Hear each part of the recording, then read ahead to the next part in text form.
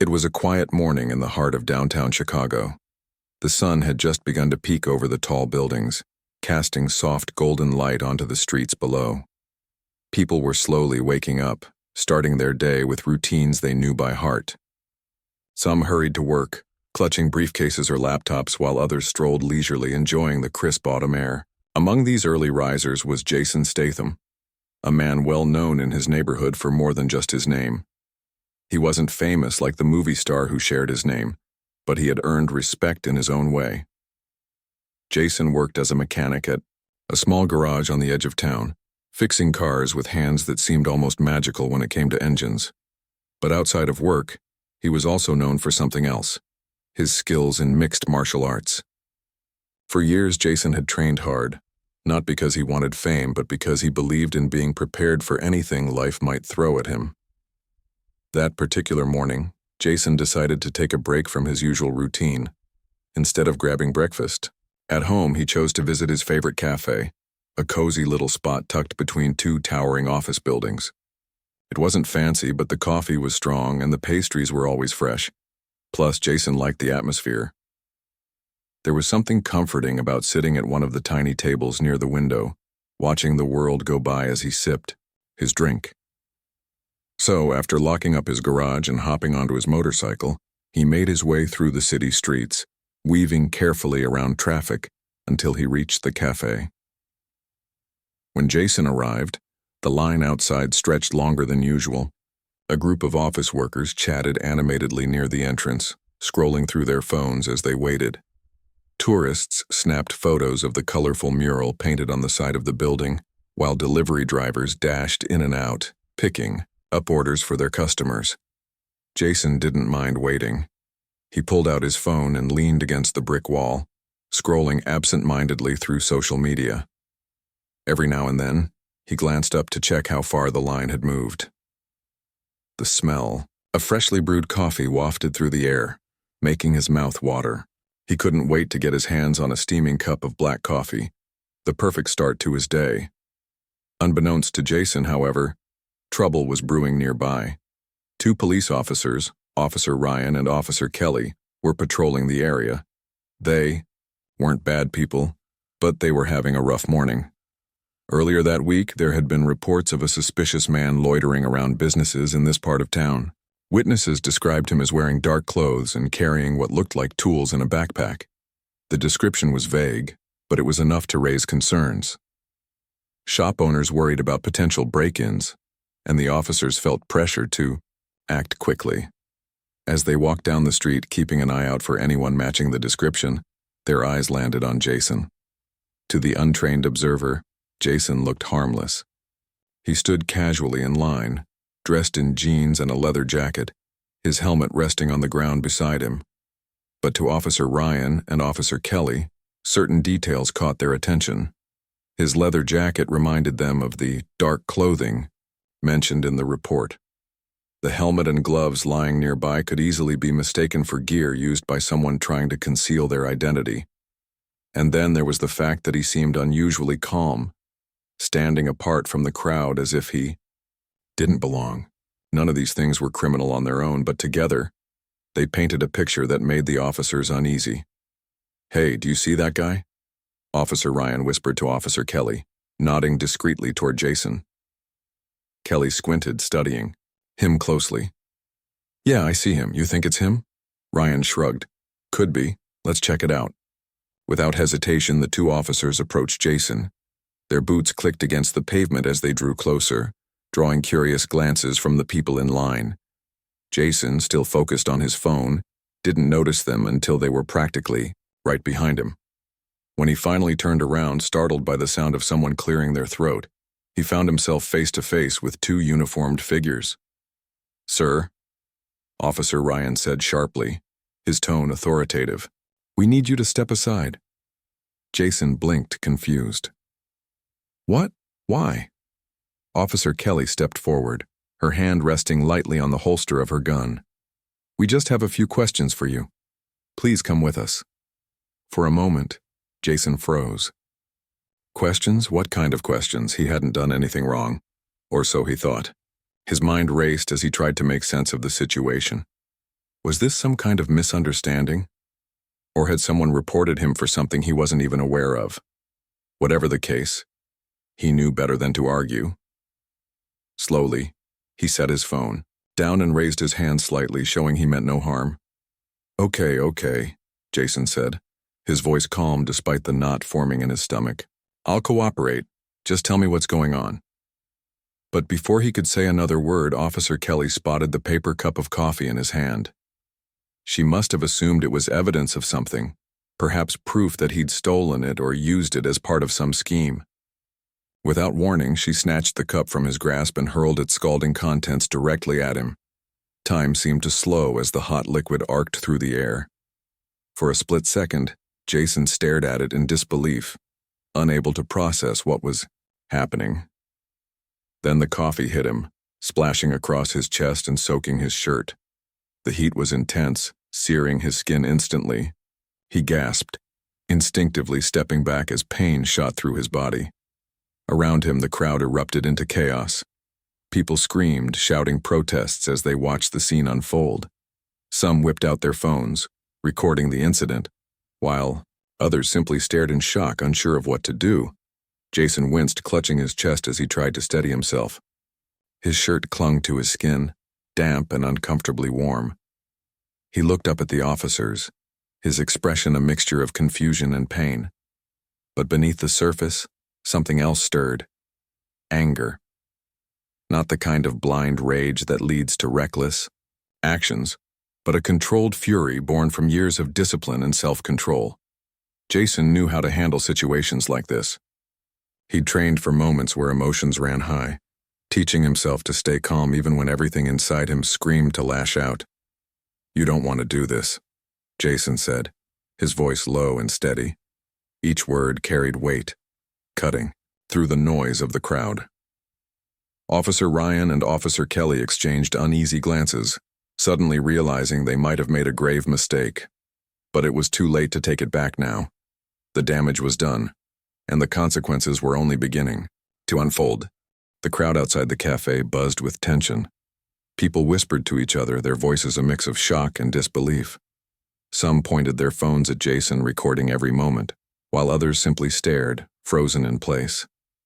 The air felt heavy, charged with an energy that made it hard to breathe.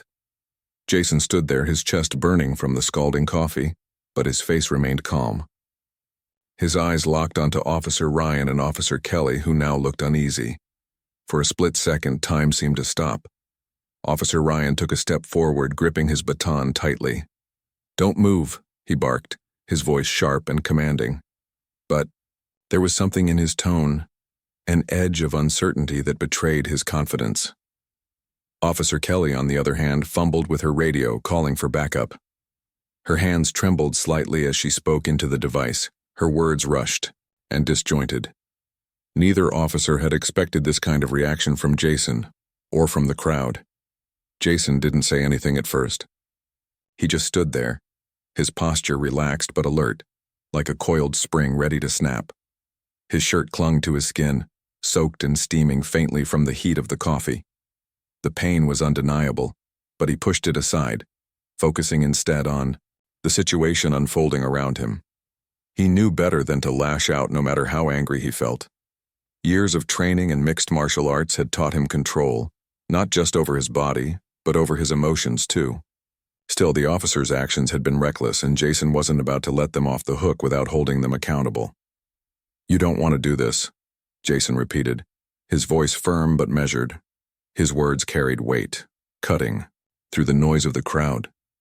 Officer Ryan hesitated, glancing at his partner. They both knew they'd overstepped. Throwing hot coffee at someone wasn't standard procedure. It wasn't even close. And now, with dozens of people watching and recording, they were in uncharted territory.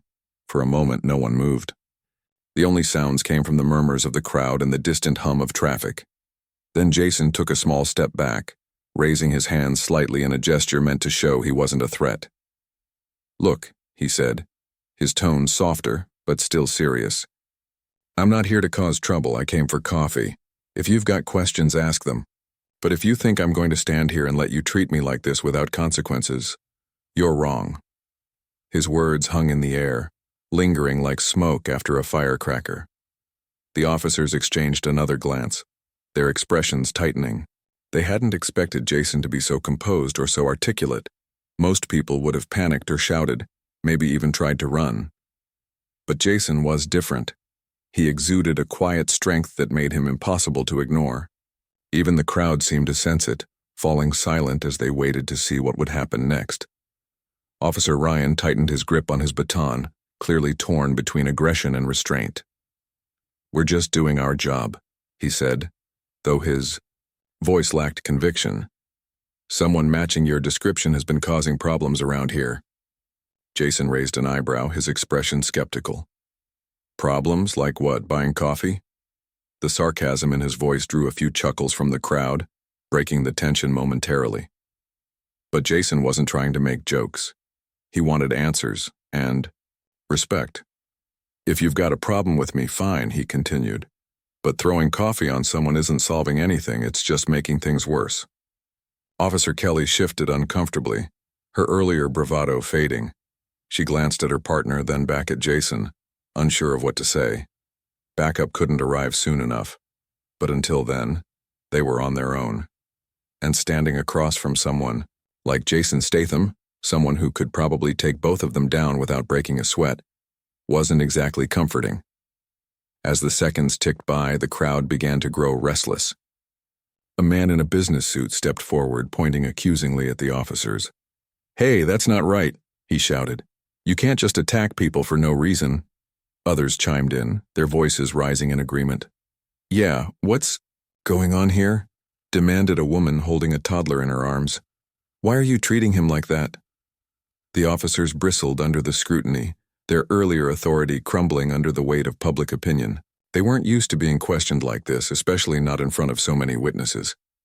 Officer Ryan opened his mouth to respond, but before he could speak, the sound of sirens pierced the air. Backup had arrived. 2 patrol cars screeched to a halt near the cafe, their lights flashing brightly. Captain Lewis, a tall man with graying hair and a stern expression, stepped out of one of the vehicles. He surveyed the scene quickly, taking in the soaked shirt, the spilled coffee, and the growing crowd. Without hesitation, he strode toward the group, his presence commanding immediate attention. "What's going on here?" Captain Lewis asked, his voice authoritative but calm. He looked at Officer Ryan and Officer Kelly, then turned his gaze to Jason. "Can someone explain what happened?" Jason met the captain's eyes, his expression steady. "I was waiting in line for coffee," he said simply. "These officers approached me, accused me of something I didn't do, and threw hot coffee on me. That's what happened." Captain Lewis frowned, clearly displeased.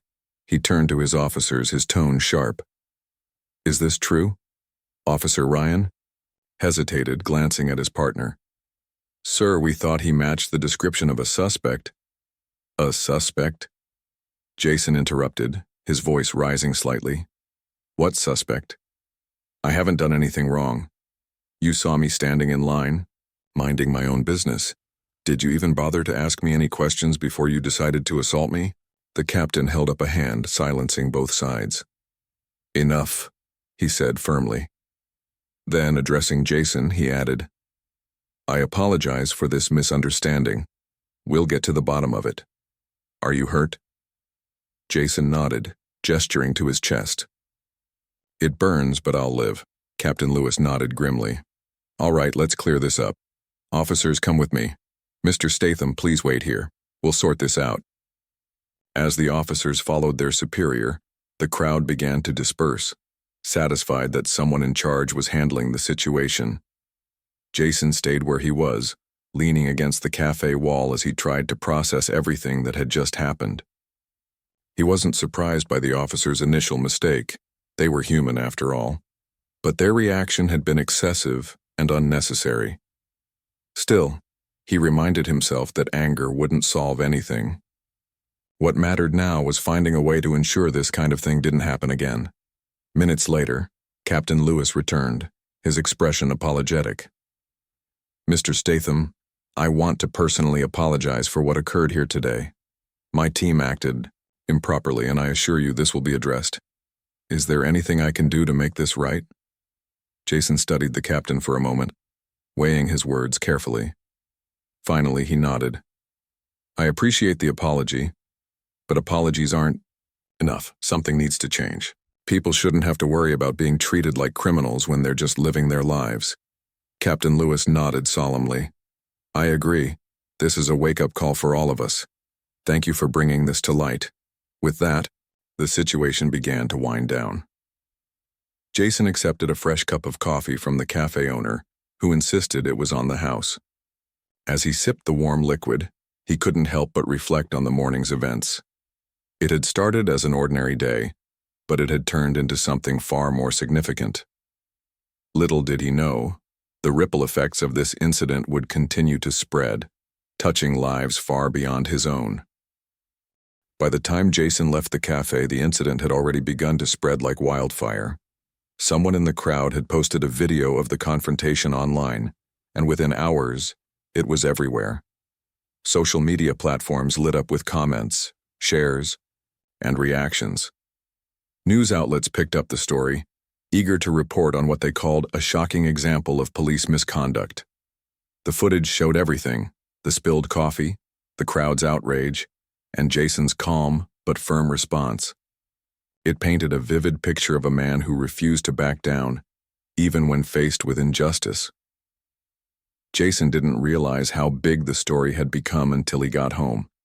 He turned on his computer to check his email and found dozens of notifications waiting for him. Messages poured in from friends, acquaintances, and even strangers. Some praised him for staying composed under pressure, while others asked if he planned to take legal action against the officers involved. There were also interview requests from reporters, bloggers, and TV producers, all wanting to hear his side of the story. At first, Jason felt overwhelmed. He wasn't used to being in the spotlight, and the sudden attention made him uncomfortable. But as he scrolled through the messages, one thing became clear. People cared about what had happened. They saw themselves in his situation, imagining how they would react if something similar happened to them. The next morning, Jason decided to visit his mechanic shop as usual. He figured keeping busy would help him process everything. When he arrived, however, he was greeted by a line of customers stretching out the door. Many of them weren't there for car repairs. They just wanted to meet him. Some brought gifts, like baked goods or handwritten notes thanking him for standing up to the officers. Others simply wanted to shake his hand and say they admired his courage. Jason smiled politely, accepting their kindness, but inside he felt uneasy. He hadn't done anything heroic. He'd just defended himself respectfully. Still, he couldn't deny that the support meant something to him. As the day went on, more people stopped by, including a few local journalists. One reporter, a young woman named Lisa, managed to catch Jason during a quiet moment.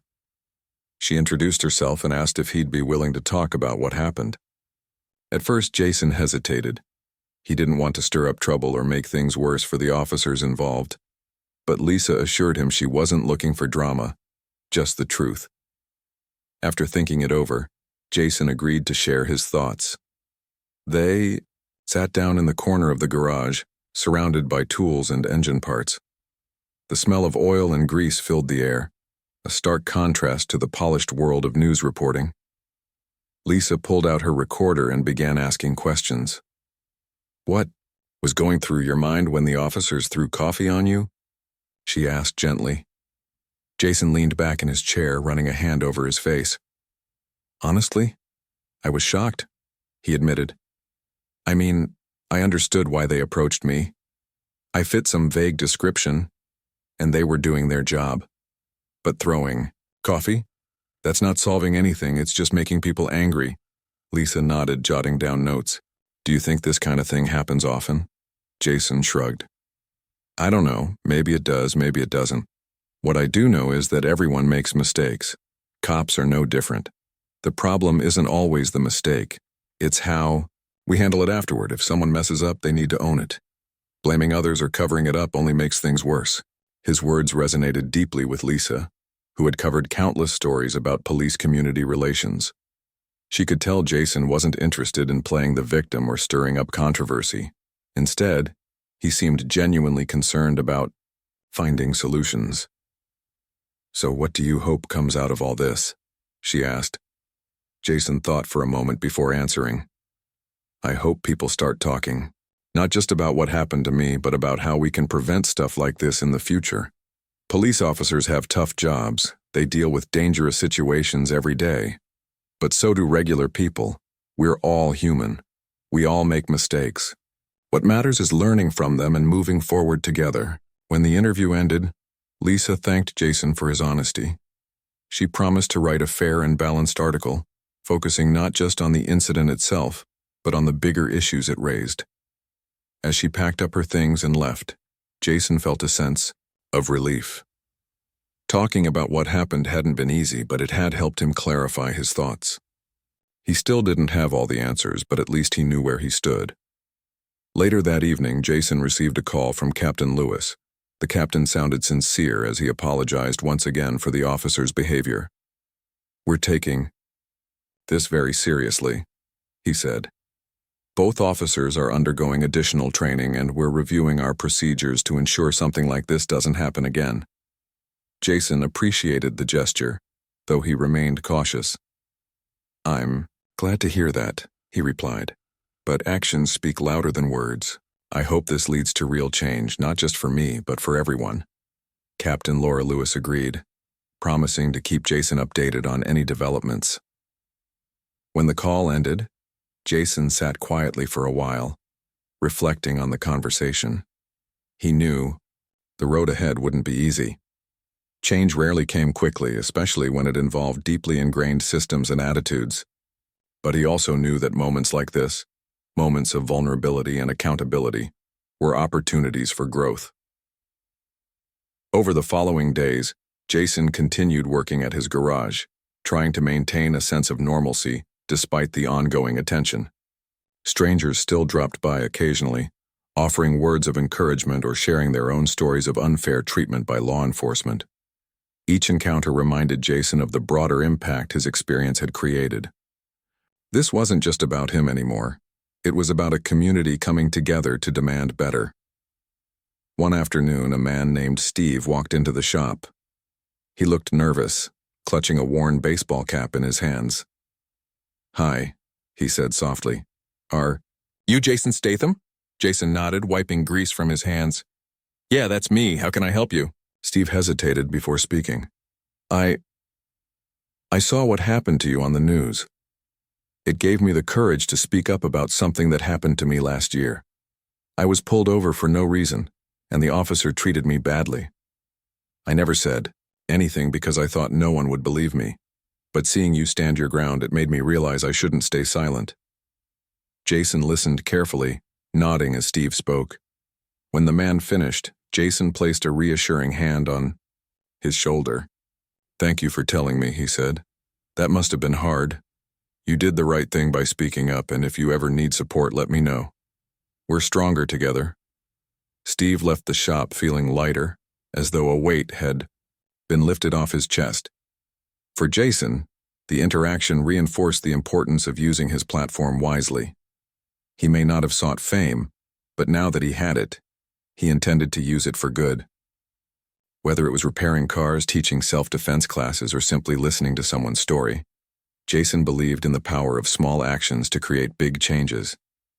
As the weeks passed, life slowly returned to normal, or as normal as it could be after such a public ordeal. The media frenzy died down, and the crowds outside Jason's garage dwindled. But the lessons learned from the incident lingered, shaping the way people thought and talked about justice, fairness, and respect. Jason knew the fight wasn't over, but he also knew he wasn't alone. Together, step by step, they were building a better future. As the weeks turned into months, Jason Statham found himself at the center of a movement he hadn't planned to lead. The incident with the officers had sparked conversations across the city, conversations about trust, accountability, and the relationship between law enforcement and the communities they served. People were talking, not just about what had happened to Jason, but about their own experiences with the police. Some shared stories of positive interactions, while others recounted moments of fear, frustration, or injustice. These discussions weren't always easy, but they were necessary. And Jason, whether he liked it or not, had become a symbol of resilience and calm in the face of conflict. One evening, as Jason closed up his garage, a man approached him. He introduced himself as Mr. Carter, a local community organizer. "I've been following your story," Mr. Carter said, extending a hand. "You've inspired a lot of people, Jason. We're hosting a town hall meeting next week to discuss police reform, and we'd love for you to speak." Jason hesitated. Public speaking wasn't something he enjoyed, and he worried about saying the wrong thing. But Mr. Carter's sincerity struck a chord. "It's not about having all the answers," Mr. Carter added. "It's about starting the conversation. You've already done that. Now it's time to take it further." After some thought, Jason agreed. He spent the next few days preparing, jotting down notes about what he wanted to say. He didn't want to focus on blame or anger. He wanted to emphasize understanding and progress. When the night of the town hall arrived, Jason stood nervously at the back of the room watching as people filed in. The space quickly filled with a diverse crowd, young and old from all walks of life. Some wore suits, others jeans and t-shirts. Despite their differences, they shared a common goal: finding ways to improve their community. When it was his turn to speak, Jason stepped up to the microphone. His hands trembled slightly, but his voice remained steady. "I'm not here to tell you what to think," he began. "I'm just a mechanic who got caught in a bad situation. But that situation taught me something important. It showed me how much work we still have to do. Police officers have tough jobs, but so do regular people. We all make mistakes. What matters is how we learn from them." The room fell silent as Jason spoke. He talked about the importance of mutual respect, about seeing each other as humans rather than stereotypes. He shared ideas for building bridges, like organizing events where officers and community members could interact in casual settings. By the time he finished, the audience erupted into applause. Many came up afterward to thank him, telling him how much his words meant to them. Inspired by the turnout and energy at the town hall, Jason decided to get more involved. With Mr. Carter's help, he started volunteering at a youth center nearby. The center offered after-school programs for kids, teaching them everything from math to art to sports. Jason proposed adding self-defense classes to the lineup, hoping to empower young people with skills they could use to protect themselves, not just physically, but emotionally and mentally too. The first class drew a small group of teenagers, most of whom were curious but unsure what to expect.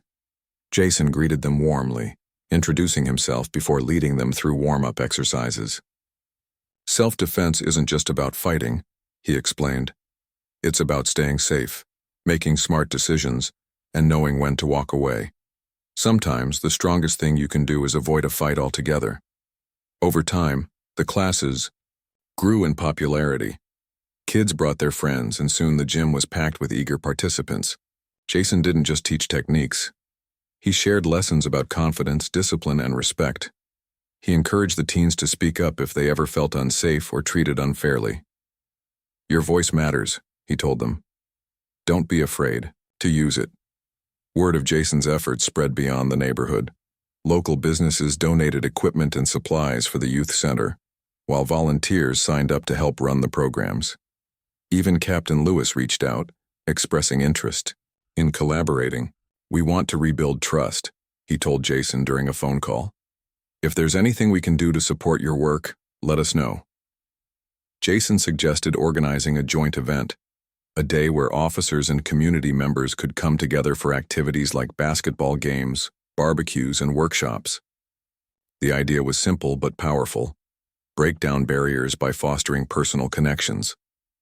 To Jason's surprise, Captain Lewis loved the concept and immediately began making arrangements. On the day of the event, the park buzzed with activity. Families set up picnic blankets under the trees while kids ran around laughing and playing. Officers mingled with attendees, some joining pickup games of soccer or tossing frisbees. At one station, Jason led a self-defense demonstration, inviting both officers and civilians to participate. Watching them laugh and cheer each other on was a reminder of how much they had in common. Later, as the sun dipped below the horizon, Jason sat on a bench, watching the scene unfold. A young boy approached him, holding out a drawing. "This is for you," the boy said shyly. The picture showed Jason standing tall, surrounded by smiling faces. In bold letters at the top, it read, "Thank you for helping us feel safe." Jason smiled, touched by the gesture. "Thank you for sharing your talent," he replied, ruffling the boy's hair gently. As the child scampered off, Jason leaned back, letting the moment sink in. He knew the road ahead wouldn't always be smooth. There would still be challenges, misunderstandings, and setbacks. But nights like this, nights filled with laughter, connection, and hope, made it all worthwhile. The weeks that followed, Jason continued balancing his roles as a mechanic, mentor, and advocate. He stayed in touch with Captain Lewis, offering feedback on new training initiatives designed to improve police-community relations. He also kept teaching self-defense classes, watching proudly as his students gained confidence and strength. Though he never sought recognition, he couldn't deny the impact he'd made, not just on others, but on himself. Looking back, Jason realized the coffee incident had changed him in ways he hadn't anticipated. It had forced him to confront uncomfortable truths and step outside his comfort zone, but it had also shown him the power of resilience, compassion, and unity. Life, he thought, was full of unexpected twists. Some were painful, others enlightening. What mattered most was how you responded, and Jason was determined to keep responding with grace and purpose. As the months passed, Jason Statham's life settled into a new rhythm. His days were still filled with fixing cars at his garage, but now they also included teaching self-defense classes, attending community meetings, and working closely with Captain Lewis to improve police-community relations. The changes weren't dramatic. There was no overnight transformation, but small steps added up over time. Officers began patrolling neighborhoods on foot instead of in cars, taking the time to chat with residents and get to know them. Community. Members, in turn, started seeing officers not as distant authority figures, but as people who lived and worked alongside them. Jason noticed these shifts during his daily routine. One morning, while walking to the cafe for his usual coffee, he saw Officer Martinez, one of the younger cops, sitting on a bench near the park. A group of kids played tag nearby, their laughter echoing through the crisp autumn air. "Officer." Martinez wasn't wearing his uniform. Instead, he had on a plain sweatshirt and jeans. He smiled as one of the children ran up to him, holding out a toy car. "Cool," he said, examining it. "This yours?" The boy nodded proudly. "Yeah, my dad fixes cars.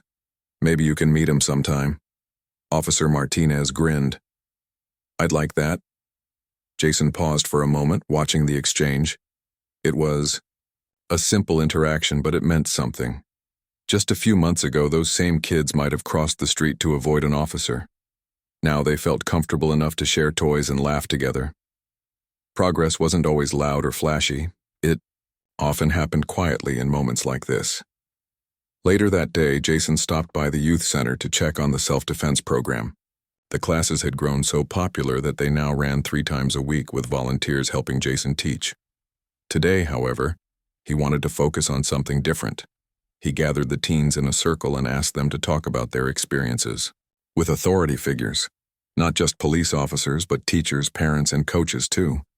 Some shared stories of encouragement and support, while others opened up about feeling misunderstood or unfairly treated. Jason listened carefully, nodding along as each student spoke. "What do you think we can do to make things better?" he asked when everyone had finished sharing. A girl named Maria raised her hand. "Maybe we need more chances to talk to adults, like real conversations, not just lectures." Another boy chimed in. "Yeah, and maybe they could listen without judging us right away." Jason smiled. "Those are great ideas. Communication is key. Sometimes all it takes is one good conversation to change someone's perspective." Inspired by the discussion, Jason decided to organize a storytelling event at the center. He invited people from all walks of life, officers, teachers, business owners, and students, to come together and share personal stories. The goal wasn't to debate or argue, but to foster empathy and understanding. On the night of the event, the room buzzed with anticipation. People sat in chairs arranged in a circle, creating an intimate atmosphere. Jason kicked things off by recounting the coffee incident, emphasizing how it had taught him the importance of patience and dialogue. Others followed suit, sharing their own experiences. An older woman talked about being pulled over decades ago and how it shaped her view of law enforcement. A young officer admitted feeling nervous during traffic stops, worried about making mistakes. A teenager described struggling to balance schoolwork with family responsibilities, highlighting the pressures many kids faced. Each story added depth to the conversation, showing how interconnected everyone's lives truly were. By the end of the evening, several attendees exchanged contact information, eager to stay in touch. Jason watched as friendships formed and barriers broke down.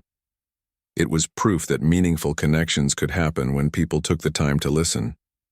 Meanwhile, Captain Lewis continued pushing for reforms within the department.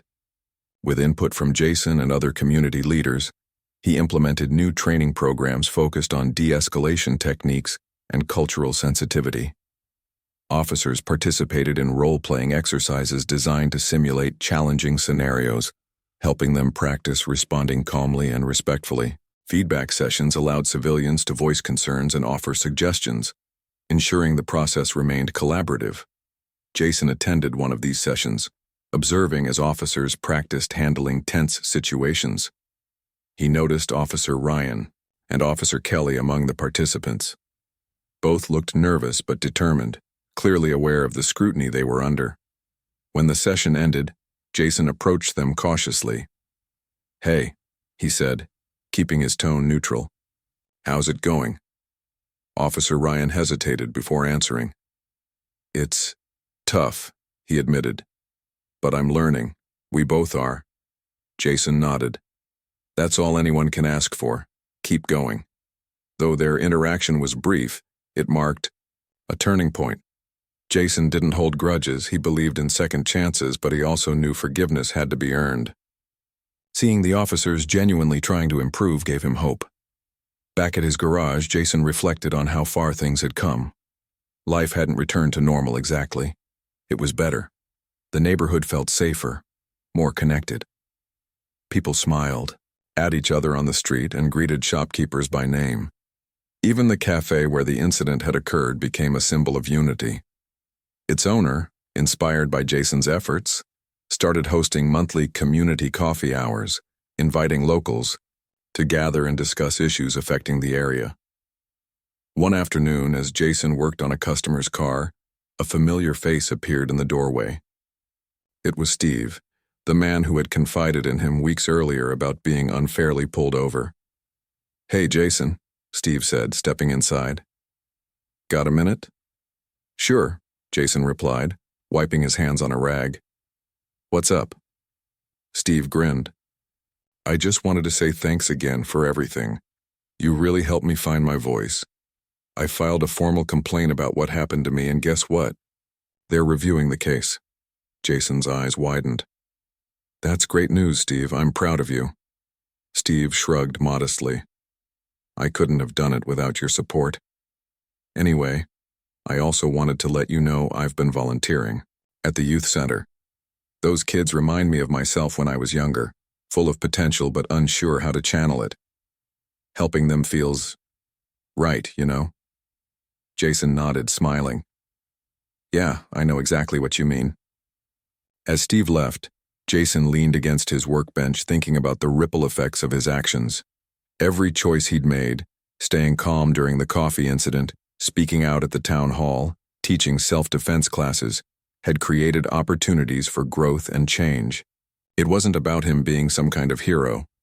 It was about ordinary people coming together to build something extraordinary. That evening, as Jason closed up the garage, he glanced at the stars twinkling above. The sky seemed endless, full of possibilities. He thought about the future, not just his own, but the community's. There would still be challenges, of course. Change was never easy, especially when it involved deeply ingrained systems and attitudes. But Jason believed in the power of persistence. Small actions, repeated consistently, could lead to big results. He climbed onto his motorcycle and revved the engine, ready to head home. As he rode through the quiet streets, he felt a deep sense of gratitude for the people who supported him, for the lessons he'd learned, and for the chance to make a difference. Life, he realized, was a series of moments strung together like beads on a necklace.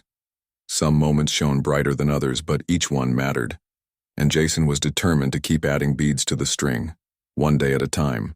Months turned into a year, and the neighborhood where Jason Statham lived and worked continued to transform in subtle yet meaningful ways. The changes weren't flashy or perfect. There were still disagreements, misunderstandings, and moments of tension, but the community had grown stronger. People talked more openly, listened more intently, and worked harder to understand each other's perspectives. Jason played a big part in this shift, though he never sought recognition for it. To him, it was simply about doing what felt right. 1. Chilly winter morning, Jason arrived at the youth center early to prepare for his self-defense class. As he unlocked the door, he noticed a small envelope taped to the glass. Curious, he peeled it off and opened it. Inside was a handwritten note. Dear Jason, thank you for everything you've done for us. You've shown us that we can stand up for ourselves while still respecting others. Because of you, I'm not afraid anymore. Maria. Jason smiled, tucking the note into his pocket. He didn't know which Maria had written it. There were several girls with that name in his classes. But it didn't matter. What mattered was the message. It reminded him why he kept showing up day after day, even when he felt tired or unsure. Later that afternoon, as the teens gathered in the gym, Jason decided to do something different. Instead of starting with drills, he asked everyone to sit in a circle. Today, he said, I want us to focus on courage. Not the kind of courage that makes you fight back, but the kind that helps you face challenges without losing yourself. He shared stories from his own life, times when he'd felt scared or uncertain but pushed through anyway. Some were lighthearted, like the first time he tried fixing a car engine and ended up covered in grease. Others were more serious, like the coffee incident and how it taught him the value of staying calm under pressure. The kids listened intently, their eyes wide with curiosity. When Jason finished speaking, he passed around a blank notebook. Write down one thing you're proud of, he instructed. It could be anything, big or small. Then, if you feel comfortable, share it with the group. At first, the teens hesitated, but slowly they began writing. One by one, they read their entries aloud. A boy named Jamal spoke about standing up to a bully at school. Another girl, Sophia, shared how she'd helped her little brother learn to read. Each story was unique, but they all carried the same thread of bravery and resilience. By the end of the session, the room buzzed with energy.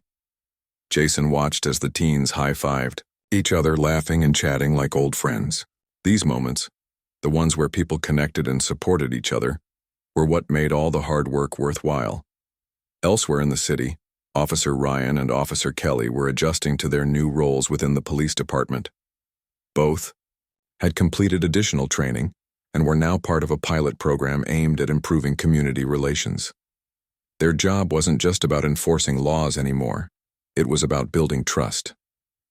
They spent hours walking through neighborhoods, attending local events, and sitting down with residents to hear their concerns. It wasn't always easy. Some people remained skeptical, refusing to engage or even acknowledging their presence. But others welcomed them warmly, offering handshakes and smiles. Over time, Ryan and Kelly began to see the impact of their efforts. Kids waved at them from playgrounds, and shopkeepers greeted them by name. It wasn't redemption. They knew. They couldn't undo the past, but it was progress. One evening, as they patrolled the area near Jason's garage, they spotted him outside, tinkering with an old motorcycle. Hesitating for a moment, they approached cautiously. "Hey, Jason," Officer Ryan called out. "Got a minute?" Jason looked up, surprised but not unwelcoming. "Sure. What's up?" Officer Kelly stepped forward, holding out a folder. We wanted to give you this. It's a report from our recent community feedback sessions. We thought you might want to see it. Jason took the folder, flipping through its pages. The document outlined specific changes the department planned to implement based on input from residents. There were plans for more transparency, better communication, and ongoing collaboration with community leaders. Jason nodded approvingly. This looks good. Thanks for sharing it.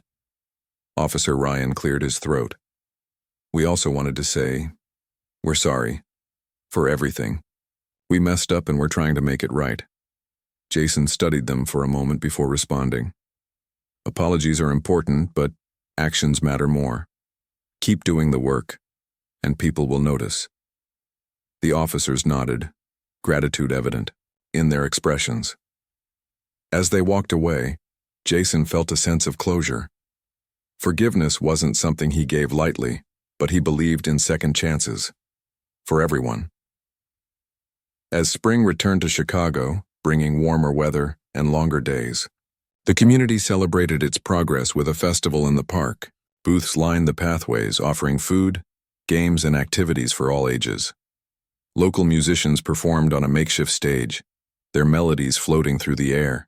Families picnicked on blankets, while children chased bubbles and played tag. Jason wandered through the crowd, stopping occasionally to chat with friends and acquaintances. At one booth, Captain Lewis stood alongside volunteers, handing out flyers about upcoming safety workshops. When he saw Jason, he waved him over. "How's it going?" he asked. "Good," Jason replied. "It feels nice to see everyone come together like this." Captain Lewis nodded. "It does, and we couldn't have done it without you. Your influence has been huge." Jason shrugged modestly. "I just did what I thought was right. Everyone here deserves credit." Nearby, a group of teenagers from the youth center set up a martial arts demonstration. Jason watched proudly as they performed kicks and punches with precision and confidence. Afterward, they invited spectators to join them for a quick lesson. Even Captain Lewis gave it a try, earning cheers and laughter from the crowd. As the sun began to set, painting the sky in shades of orange and pink, Jason found himself sitting on a bench overlooking the festivities. Steve joined him, holding 2 cups of coffee. "Thought you might need this," he said, handing one to Jason. "Thanks," Jason replied, taking a sip. "Feels like things are finally heading in the right direction?" Steve nodded. "Yeah, it does. And it's because of people like you. You didn't just fix cars, you fixed relationships too." Jason chuckled softly. "Let's not get carried away. I'm just a mechanic." "No, you're more than that," Steve insisted. "You're proof that one person can make a difference, don't forget that." Jason fell silent, letting the words sink in. He didn't consider himself extraordinary, just someone who cared deeply about his community. But maybe that was enough. Maybe being ordinary and committed was what truly mattered. As the festival wound down and the stars began to twinkle above, Jason stood up, stretching his legs. He glanced around at the smiling faces, the laughter, and the sense of connection that filled the air. Life wasn't perfect, and it probably never would be.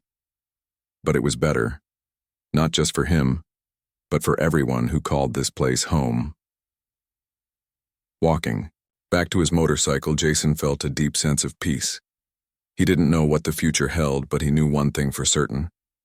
He would keep showing up, keep listening, and keep working toward a world where everyone felt safe, respected, and valued. That was his purpose, and it was enough.